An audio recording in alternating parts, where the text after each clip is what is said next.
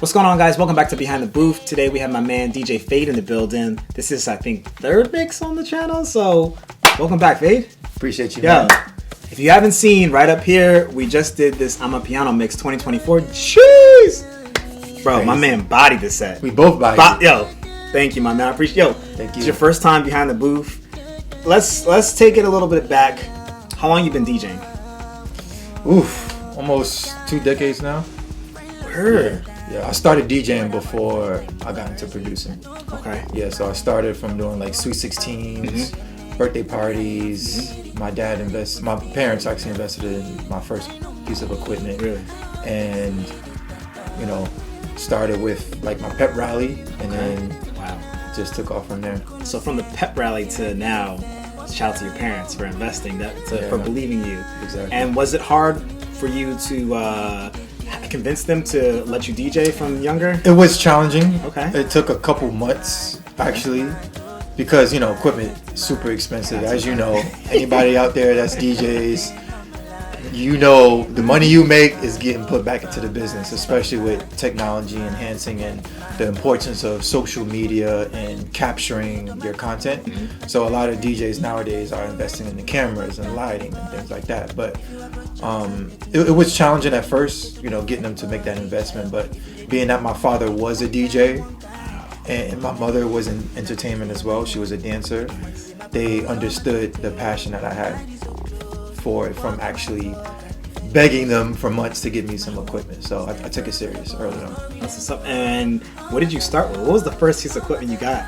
I started with Newmarks, Okay. the CDJs. So I started on CDs, and I had to burn CDs, duplicates of each, Yes. duplicates of each CD. Yes. Write it on a piece of paper, do it again, put it in the CD book, and memorize where the songs were in the CD book. So if I'm DJing, a song lasts about 2 or 3 minutes. You got to know your music to be able to DJ effectively. Yes. So I'm glad I came from that era of DJing where you really had to have self-discipline and patience to really study your craft and know your music so you could perform.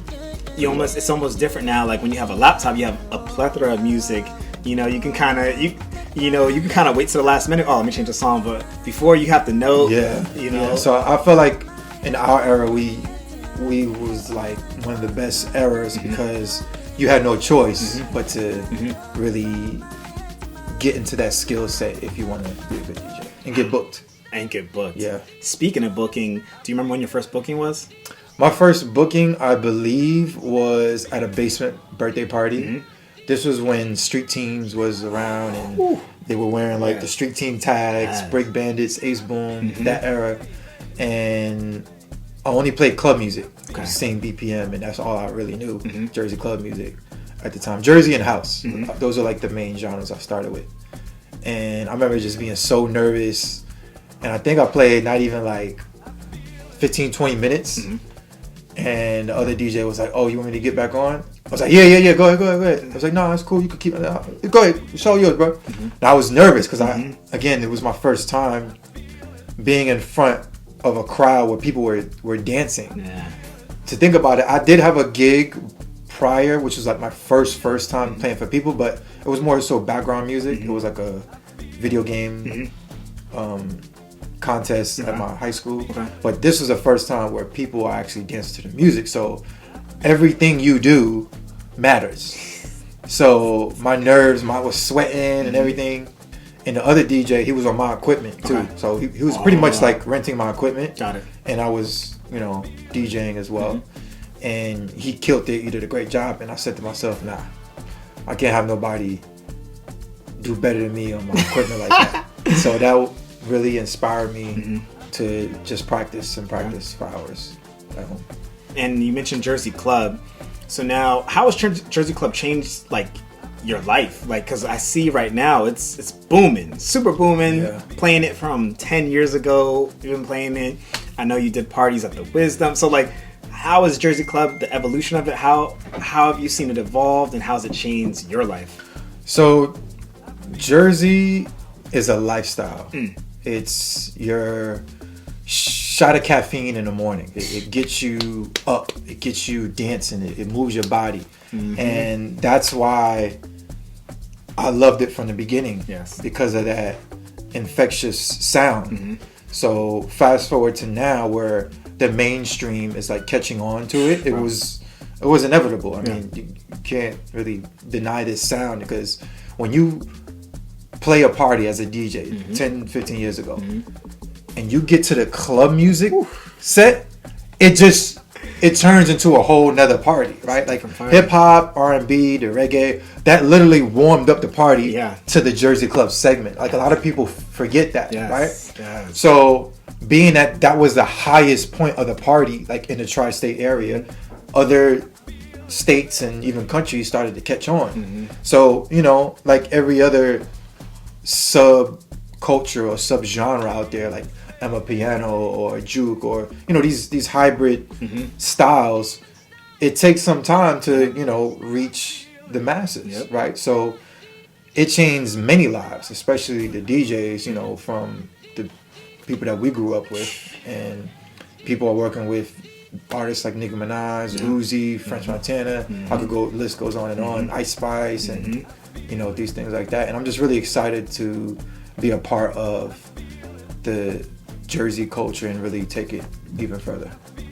Now, I know you produce as well. What was your first song or your first moment where you're like, oh wow, like this producing thing can work out for me? The first club song I made. Yeah, it was called Hey 09, 2009.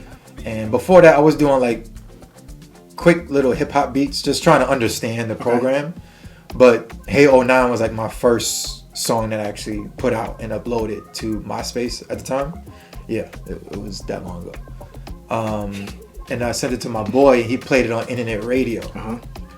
And I'm listening to it, I'm like, yo, people in Africa and other countries could listen to this song right now, and I produce it. And I just got so excited, and just the idea that anybody in the entire world can access something that your name is a part of is something that DJing won't reach, you know, as much as social media is, but like music and production is just different. That's how you get to the next level, right? And if you think of like particularly like the electronic DJs, 99, if not 100% of them produce, right? So the producing aspect gets them bookings and things like that. But I wasn't thinking of the business much at the time. It was just me doing what I was inspired by, and you know, doing what I love. That I lived and breathed Jersey club music. So to have a song and get, you know, recognized from it, it was very rewarding for me. So. And how do you feel about Jersey Club, the state of it right now? It's wonderful. It's wonderful. It's just getting better and better. There's a lot more crossover records. There's this newer sound that's out, especially with the collaboration with drill music. You know, for the people who've been following my journey and story, I was one of the first people to introduce the drill in Jersey, especially with Unicorn, the Jersey Gods, that wave, and what we built. And pretty much we started with radio, you know, and it's a half beat from Jersey. So that's what the relationship is. It's pretty much the same tempo, but it's a half beat. So I'm like, why don't we just make it like a Jersey drill sound? And we was doing like Pop Smoke, Fabio Foreign, Waka, Ether to Connect. Like these are all the Jersey drill artists when it was first being, you know, birthed. And Pop Smoke, rest in peace. And it's been a long journey. Bro, just to see where it is right now. And lastly, where can we see Fade going? You know, right now we're in 2024. What's the projection that we look for Fade? I'm building an empire. That's the main focus right now. I'm building an empire. I have everything written out.